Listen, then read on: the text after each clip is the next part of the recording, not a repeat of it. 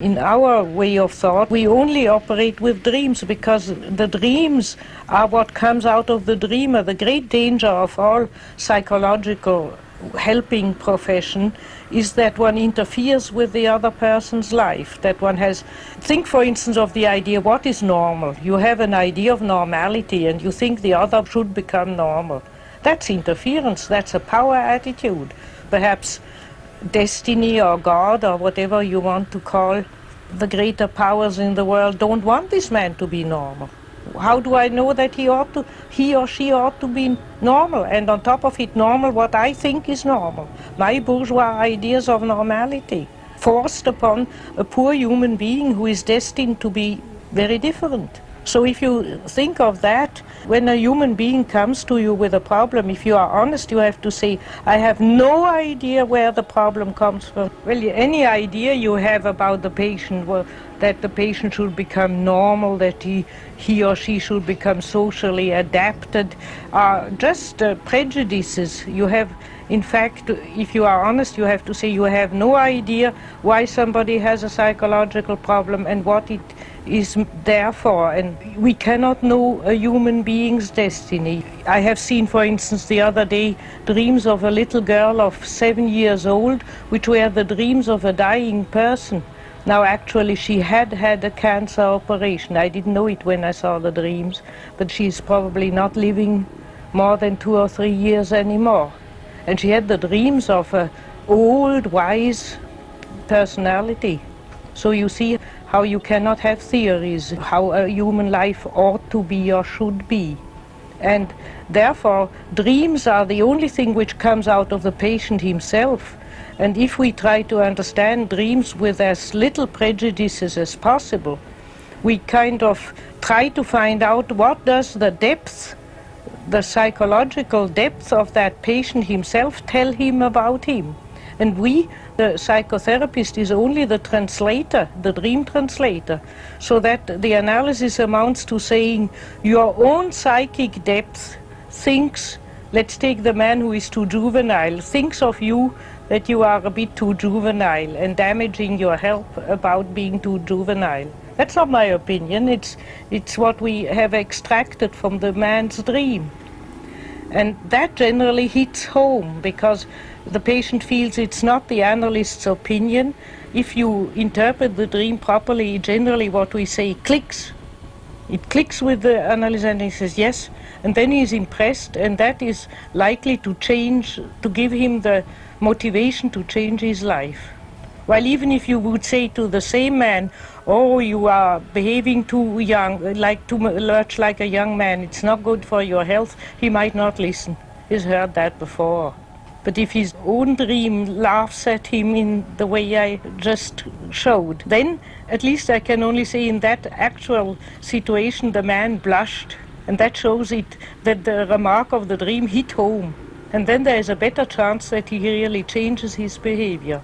And so in our school we just go along with the dreams and try to find together with the patient, because we need the patient's association and his contributions to find out together, so to speak, in a common work, what the dream means, and leave it as that. Because generally that hits home and changes, slowly alters the personality. And then the patient doesn't feel he has been put into the straitjacket of some conception of normality or adaptation or whatever the idea is of the analyst, but is kind of having found to follow his own inner intimations, to follow what his own psyche tells him. So we are trying to educate people to be able to hear their inner voice and follow it with the help of dreams.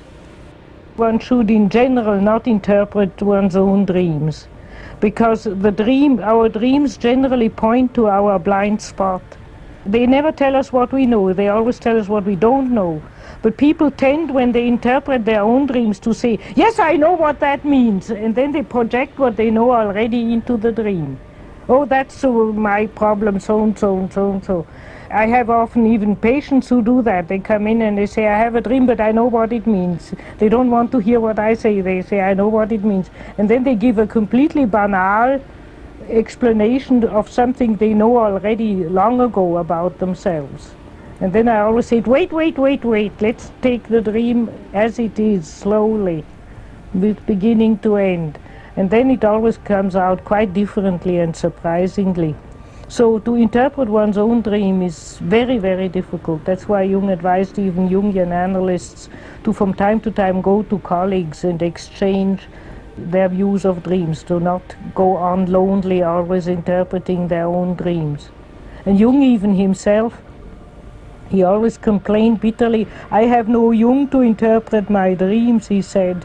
And so he used his own pupils and told his dreams. Because even when you tell it, and even if the other says something stupid, you get another slant on it, and then you are more objective about it. I always say you can't see your own, everybody can see your back if you show it to the other person, but you can't see your own back. That's the trouble. And the dreams point to your own back, to what you don't see.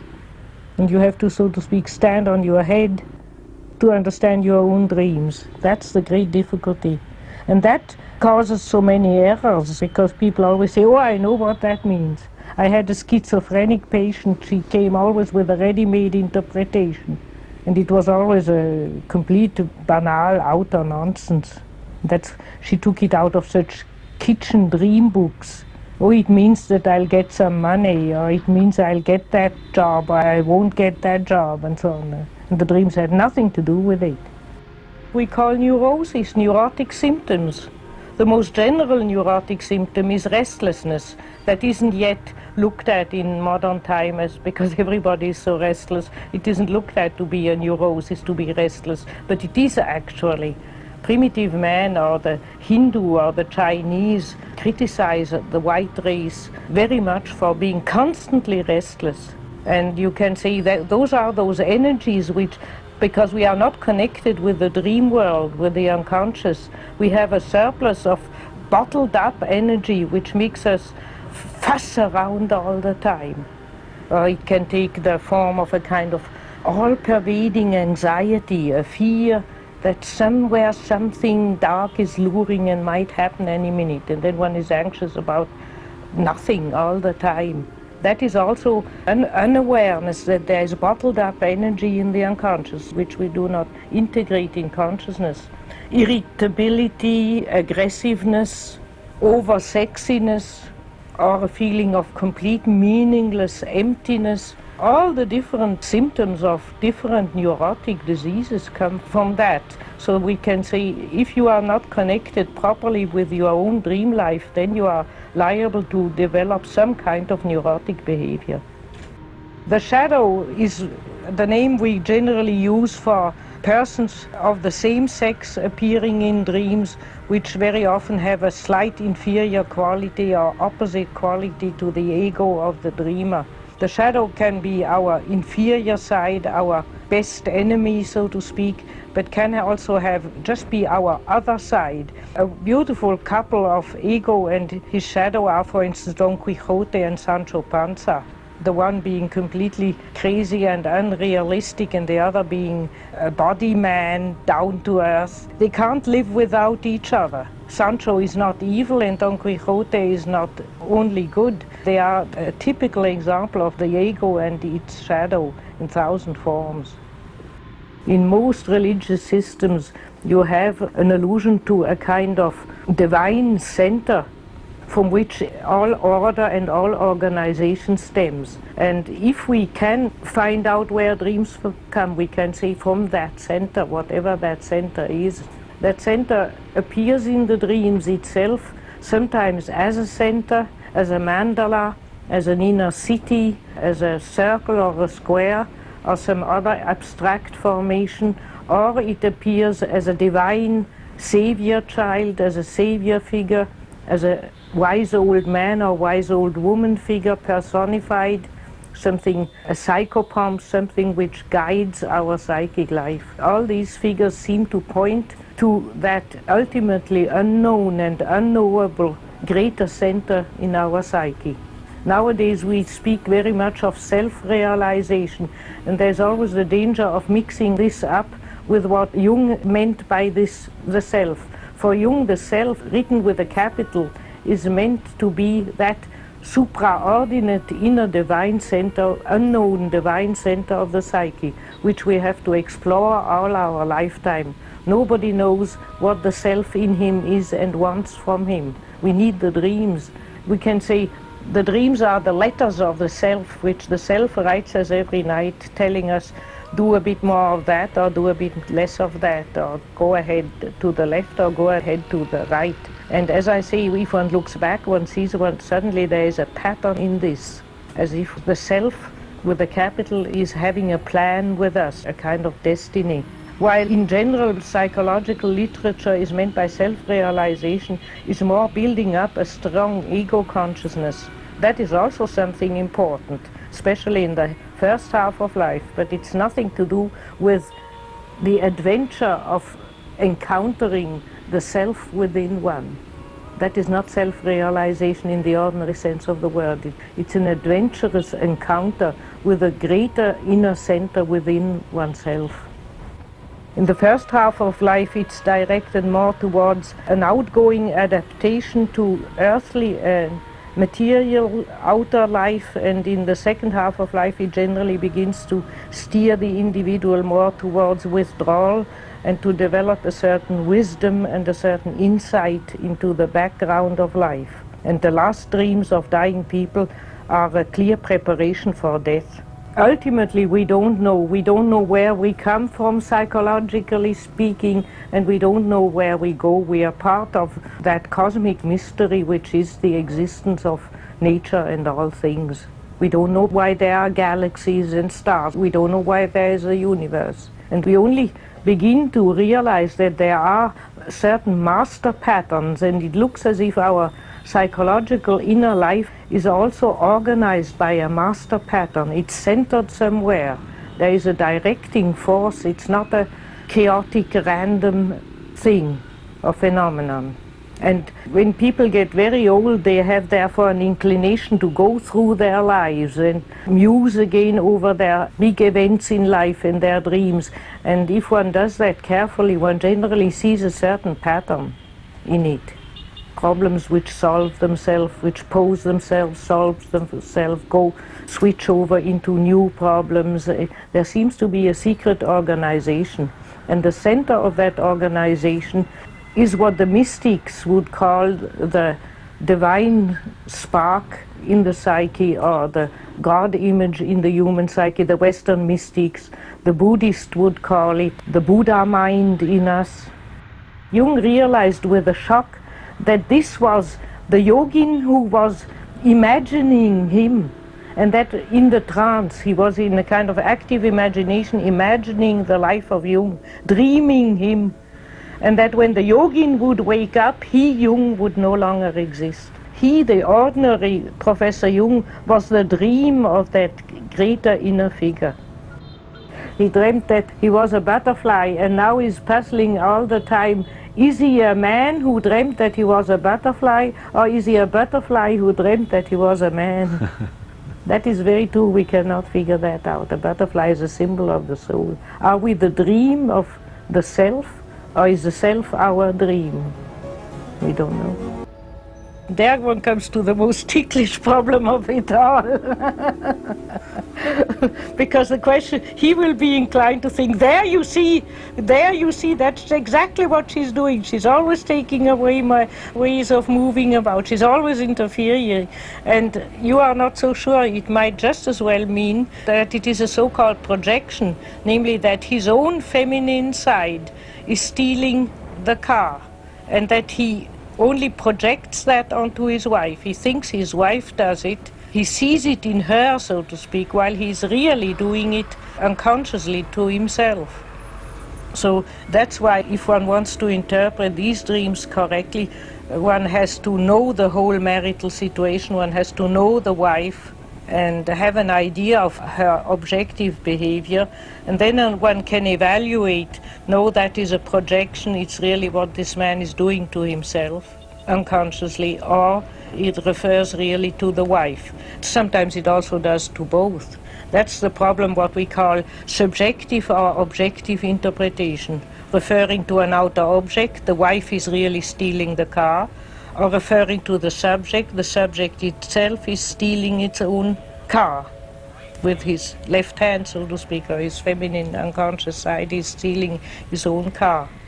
Generally, one can say that about, I would say, I have never made a statistic, but I would think that about 85% of the dream motifs are subjective, and that therefore it is recommendable to mostly interpret dreams subjectively, to always say, what is it in me which does that, instead of taking it as a warning against outer people.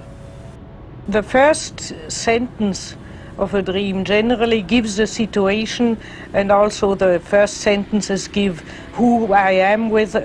Either I wake up at home, or I am still at my childhood home with my parents there, or I am at the university lecturing, I'm in my professional situation, I am with my friend Bob, I am with my friend so-and-so. And then you just take the first sentence and you ask the dreamer what it is, what was your childhood home like? How did you feel there? Were you happy there? How long did you stay there? And so on.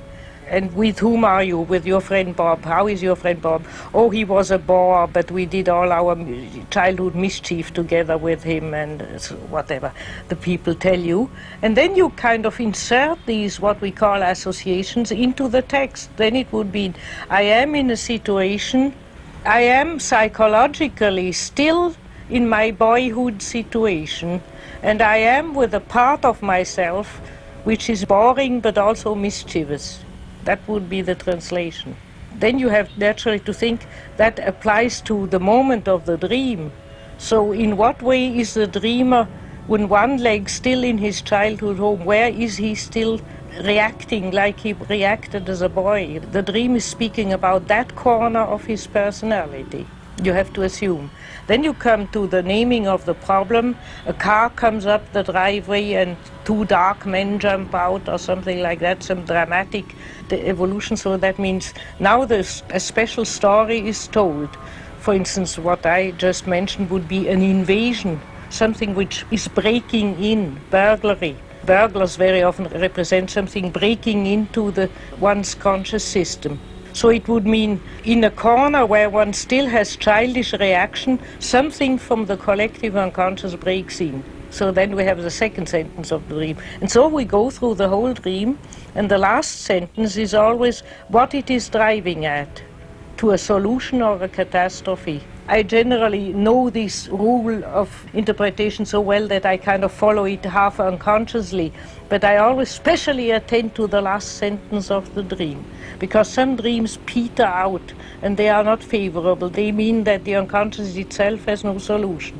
But otherwise, if you wake up with a cry or something happens at the end of the dream, that's the solution. That's what gives you the waking shock. That has to be specially realized.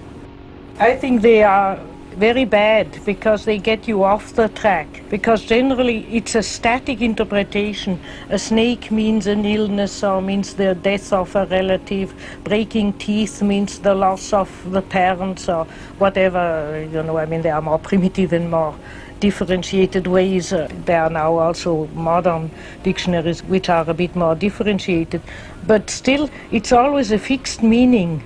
The dream symbolism in our experience is very much more individual. It is always what that symbol means to me and what I have experienced with it which counts. And therefore one can sometimes let oneself be inspired by looking at one of those modern dictionaries to see what all possibilities, what the snake can all mean or what the peacock can all mean. But then I have to always return to say, what does it mean to me? And that is always much more specific. Dreams also save our lives. Sometimes we have a warning dream, and if we attend to it, we can avoid all sorts of disaster. I, for instance, would never take a flight if I had a disastrous dream the night before, because I think if the unconscious takes the trouble to give me a warning dream, I should attend to it. Our unconscious, and we cannot explain that, but it is a fact, that it does know more than we know. That it is as if the unconscious of the human being is expanded into outer nature and has informations which we cannot have. And therefore in dreams you get sometimes warnings or informations about things you cannot possibly know. I had, for instance, in my practice a painter. His training was, but also his predilection was, that he painted very accurately outer things and therefore earned his living mostly by very accurate old-fashioned portrait painting.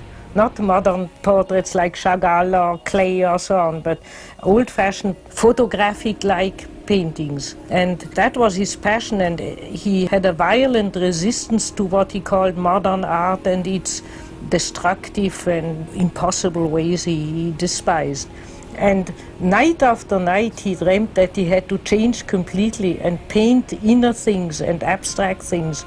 And for instance, he used always dark colors. He had clear dreams which said he had to paint in bright colors. And he had a very disagreeable physical symptom. Among other, he was impotent, and as soon as he began to obey the dreams, his physical symptoms and his impotence disappeared. He was cured by having to change completely his artistic style. Now, that was not a vocation where he had to change profession. He had only within his profession to change completely his way.